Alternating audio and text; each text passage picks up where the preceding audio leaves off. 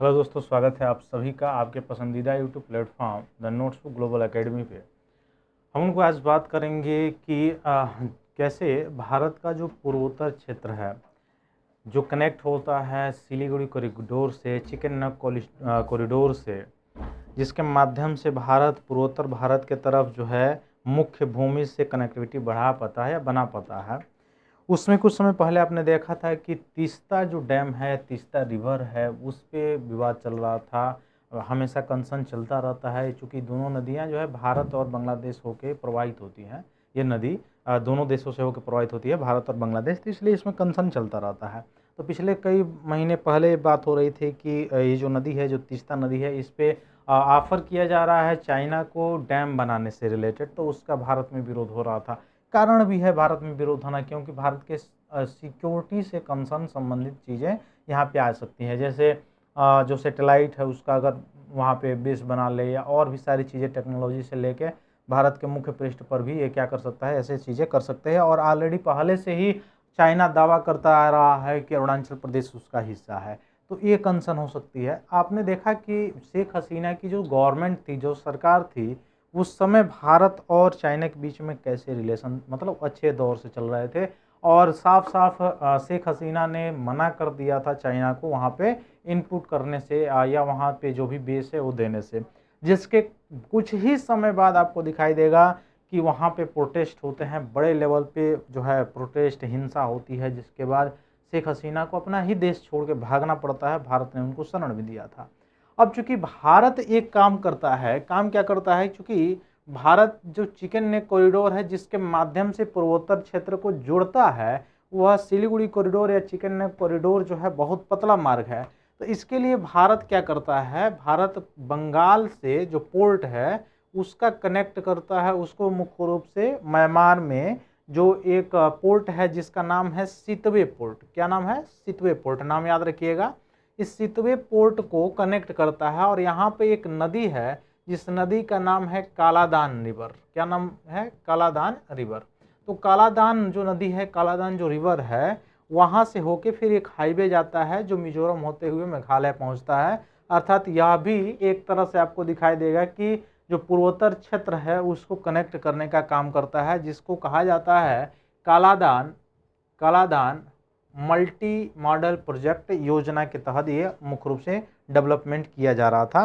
अर्थात इसका नाम था Kaladan multi modal transit transport project. तो यह कालादान जो मल्टी मॉडल ट्रांजिट ट्रांसपोर्ट है, यह किस रिवर पे है? कालादान रिवर पे है। और भारत के जो बंगाल वाला जो क्षेत्र है उसको म्यांमार से जोड़ता है, जिसमें पोर्ट है वहाँ का सितवे पोर्ट, और रिवर आपको याद रखना है कालादान रिवर है, जिसको जोड़ता है, जिसके माध्यम से यह भारत एक ऑप्शन अपना निकाला हुआ था कि सिलीगुड़ी कॉरिडोर से रिलेटेड अगर कंसर्न कुछ होता है तो यहाँ से माल की आवाजाही तेजी से हो सकती है, आसानी से हो सकती है, पहुँच हो सकती है।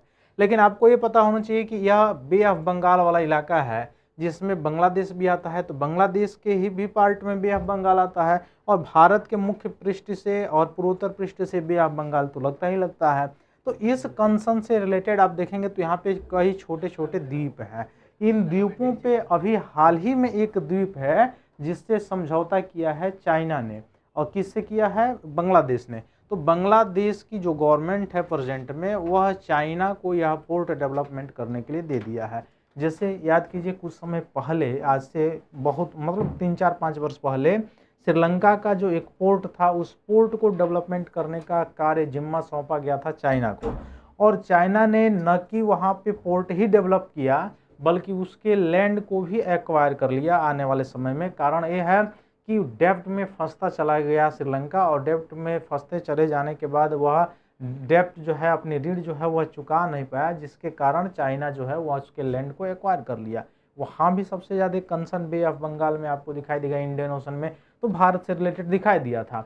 बाद में भारत ने सहायता भी की थी। अब यहाँ पे दो चीज़ें समझने वाली है। एक कि भारत की जो टेक्नोलॉजी है या भारत का जो कंस्ट्रक्शन है, इसमें आज भी स्ट्रक्चरल या मैन्युफैक्चरिंग उतने बड़े लेवल का नहीं है जिसके कारण कोई अन्य देश जो है पूर्णतः अपने प्रोजेक्ट को दे पाए। जैसे भारतीय प्रोजेक्ट को देख लीजिए, 2010 में अगर कोई प्रोजेक्ट उसका शुभारंभ किया गया है तो वह प्रोजेक्ट जाके 2026 में पूरा हो रहा है। लगभग 16 वर्ष पूरे हो गए।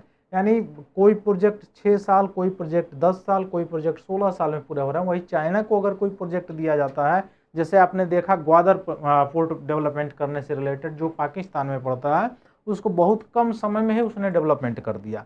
और चूंकि चाइना और भारत की पॉलिसी में यहाँ पे एक अंतर तो यह है कि भारत जिसको डेप्ट देता है, जिसको ऋण देता है, उसके लैंड को एक्वायर करने की कोशिश नहीं करता है, उसको अंततः जो है हेल्प करने की कोशिश करता है। लेकिन चाइना उस देश को डेप्ट में फंसाता है पहले, और डेप्ट में फंसाने के बाद से फिर उसके लैंड को एक्वायर करता है, उसके लैंड पे अपना आधिपत्य जमा लेता है। तो यहाँ पर भी ये चीज़ें हो सकती हैं। इसीलिए आपको दिखाई देगा कि अधिकतर देश, जैसे साउथ ईस्ट एशिया के जो कुछ देश, अधिकतर देश हैं, वह चाइना पे बिलीव नहीं करते हैं, जिसके कारण जैसे फिलीपींस, वियतनाम जैसे देश हैं या ब्रुनई जैसे देश हैं, वह अपने द्वीपीय जो क्षेत्र है वहाँ पे पोर्ट को डेवलपमेंट करने से रिलेटेड जो चीज़ें होती हैं वह चाइना से ज़्यादा नहीं देता है। इसका सबसे बड़ा प्रमाण यही है। तो कंस्ट्रक्शन में, मैन्युफैक्चरिंग में तो आगे है चाइना, लेकिन इसका जो करेक्टर रहा है या पॉलिसी रही है, आप पिछले इतिहास उठाकर देख सकते हैं, चाहे साउथ अफ्रीका में, सूडान जैसे देशों में देखिए, चाहे अलग अलग जहाँ भी उसने कंस्ट्रक्शन करना शुरू किया है। अगर साउथ अफ्रीका की बात किया जाए तो साउथ अफ्रीका में जहाँ भी इसने कंस्ट्रक्शन किया है, जहाँ भी स्ट्रक्चरल चेंज किया है, वहाँ स्ट्रक्चरल चेंज वहाँ के लोकल लेवल के लोगों को भी कर दिया है। अर्थात एडुकेशन में अगर वहाँ पे घुसा है, अफ्रीका की अगर बात किया जाए तो अफ्रीका के लोगों में एडुकेशन भरने के बजाय अपनी संस्कृति को भरना, अपने संस्कृति को डेवलपमेंट करना, अपने वाला के संस्कृति को डेवलपमेंट करना, ताकि आने वाले समय में वहाँ पे उसका पॉलिटिकल लीडर हो और वहाँ पे संपर्क स्थापित कर सके, वहाँ के लैंड को एक्वायर कर सके। तो ये चाइना की पॉलिसी रही है। श्रीलंका में जो चीज़ हुआ वो छुपा नहीं है। पाकिस्तान के बीच भी अगर आपको दिखाई देगा, ग्वादर पोर्ट से रिलेटेड जहाँ डेवलपमेंट करने से रिलेटेड चीज़ें दी गई थी चाइना को, जिसके तहत आपको दिखाई देगा बेल्ट रोड इनिशिएटिव करके डेवलपमेंट कर रहा था, जो भारत के पीओके जो क्षेत्र है, पाक ऑक्युपाइड कश्मीर वाला जो क्षेत्र है, जिससे हो के उसका बेल्ट रोड इनिशिएटिव का प्रोग्राम जा रहा था, प्रोजेक्ट जा रहा था, उसमें भी आपको दिखाई देगा कि उसने पाकिस्तान को डेप्ट में फंसाया है। ऐसा नहीं कि नहीं फंसाया है। पाकिस्तान आज कंगाल पे है या कंगाल के कगारी पे है। आपने देखा होगा, ये शब्द इसलिए मैं कह रहा हूँ कि ऐसा नहीं है कि ये झूठा शब्द है। पिछले ही साल आपने देखा कि आईएमएफ के द्वारा कितना उसको लोन दिया गया है ना। तो इस तरह से साफ साफ ये जाहिर होती है कि पाकिस्तान के पास खुद का जो चीज़ है वो डेप्ट में फंसी हुई है। वहाँ पे ग्वादर पोर्ट है, आने वाले समय में या अभी भी जो है अप्रत्यक्ष रूप से चाइना का ही कंट्रोल है ना। उसमें इसीलिए उसने छूट दिया है क्योंकि वह पूरा का पूरा पाकिस्तान से जो भी चीज़ें हैं वहाँ पे कच्चे माल को वहाँ लेके जाने के लिए बेल्ट रोड इनिशिएटिव का प्रयोग कर रहा है। तो ये सारी चीज़ें हैं। अब बांग्लादेश की जो नई सरकार है वह भारत से रिश्ते, चूंकि उसके अभी उतने बड़े लेवल पे, उतने मतलब अपर लेवल पे अच्छे नहीं चल रहे हैं, ये तो साफ साफ कहा जा सकता है। इवन इसमें भी आपने देखा होगा पिछले पश्चिम बंगाल, असम जैसे क्षेत्रों में जो चुनाव हुए, और चुनाव होने के बाद भी आपको दिखाई देगा कि जो चीज़ें हो रही हैं, मतलब जो चीज़ें भी हुई हैं, चाहे सुरक्षा से रिलेटेड हुई, उसमें भी खटास देखने को मिला। दोनों देशों के कुछ सांस्कृतिक चीज़ें हैं उसमें भी देखने को मिला।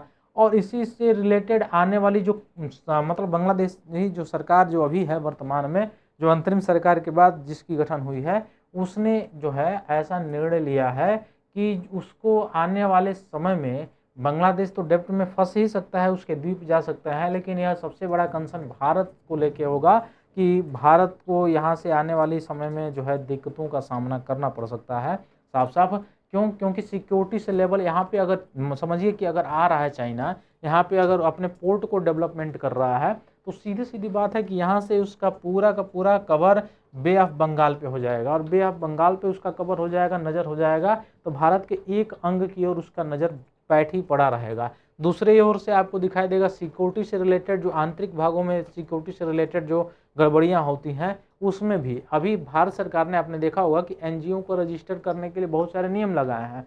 इसमें भी बहुत सारे मतलब माल झोल माल ऐसी चीज़ें पाई गई जिसके कारण किया गया।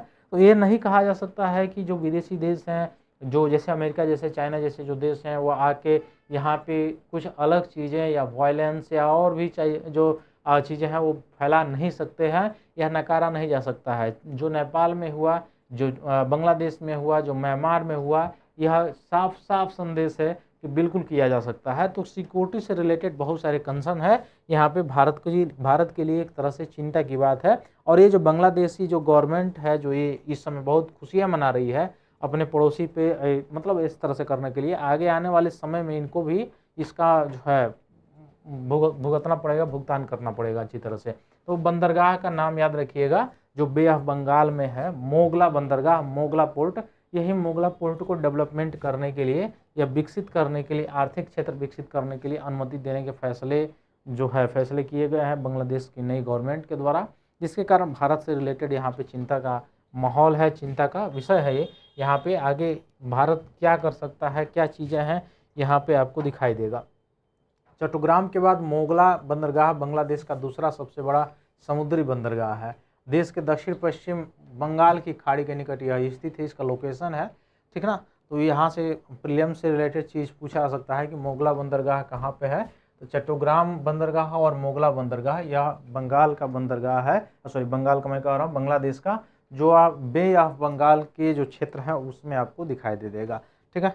तो ये सारी चीज़ें हैं, आने वाले समय में आपको दिखाई देगा किन किन चीज़ों से कंसर्न हो सकता है।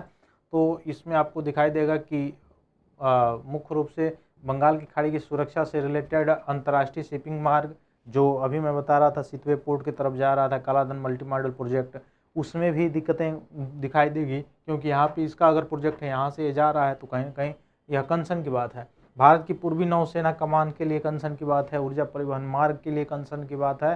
फिर उसके बाद से आपको दिखाई देगा भारत की एक्ट ईस्ट जो पॉलिसी है उससे भी रिलेटेड चीज़ें यहाँ पे कंसर्न हो सकती हैं। अब बांग्लादेश की मांग क्या है, क्या परिप्रेक्ष्य है कि यदि अधिक से अधिक विदेशी निवेश मिले, तो विदेशी निवेश बनने क्या चाइना जैसे देशों पर टेस्ट करके उसको इन्वेस्ट करने के लिए मौका दिया जा सकता है। औद्योगिक विकास, रोजगार सृजन, बेहतर बंदरगाह अवसंरचना इंफ्रास्ट्रक्चर हो, अधिक निर्यात प्रतिस्पर्धा बनाया जा सके, इसके लिए यह बांग्लादेश सरकार का कहना है कि इसके लिए हमने चाइना को पोर्ट डेवलपमेंट करने के लिए ये सारी चीज़ें दी हैं।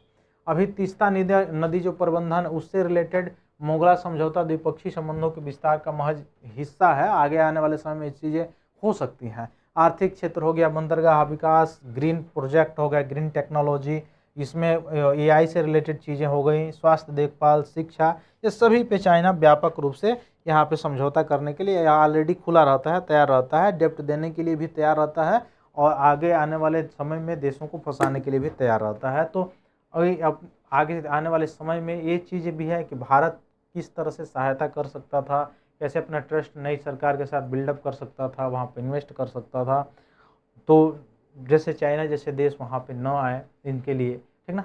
बाकी सभी देशों की अपनी संप्रभुता है, तो वहाँ पे वो अपने देश के संप्रभुता के लिए काम कर सकते हैं, कदम उठा सकते हैं, लेकिन कहीं ना कहीं भारत से रिलेटेड यहाँ पे कंसर्न है, चिंता का विषय है। तो फिर मिलते हैं हम लोग अपनी अगली क्लास में, तब तक के लिए आप सभी को बहुत बहुत धन्यवाद। जय हिंद।